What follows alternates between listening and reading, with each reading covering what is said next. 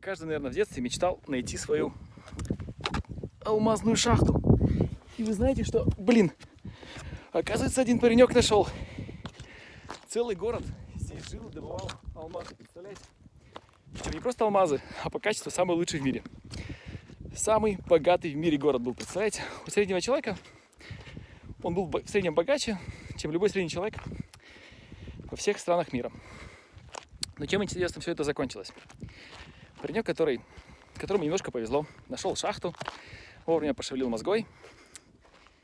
И, говорится, даже вокруг даже целый город построился, смотрите.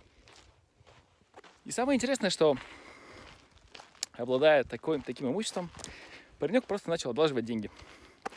Одалживал. В результате парень умер попрошайничая. Представляете? Каждое утро по городку проезжал поезд, который развозил по 20 литров воды, привезенной из Южной Африки. Это приблизительно там парочку тысяч километров отсюда.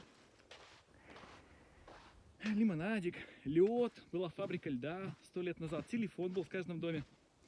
Представляете, люди вообще жили, вон бассейнчик сзади вон там. И сравним, а почему так произошло? Потому что парень был в душе бедный.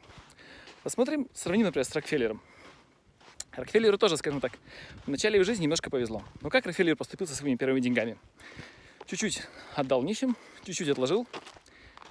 И посмотрите, что произошло с Рокфеллером. У него не было самой большой шахты. Он просто умно рос. И даже когда перед смертью ему нужно было разделить его имущество, потому что он был монополистом, даже перед смертью он разделил это все так, что до сих пор эти компании существуют. И когда пришел кризис, в принципе, он из нефтяной компании превратился в строительную. И когда все его сверстники потеряли деньги, он на этом очень сильно подпрыгнул. И до сих пор мы знаем Рокфеллер-центр, Манхэттен и все остальное. Почему так произошло? В принципе, обоим ребятам повезло. Но один был в душе бедный, а другой в душе богатый. И тот, кто бедный, даже имея кучу денег, помер бедным. А кто был в душе богатым, нашел свой шанс и стал богатым. Вот. И смысл всего этого, что, ребят, нужно не алмазы искать, а нужно в душе становиться богатым. И учиться не делать эти тупые базовые ошибки.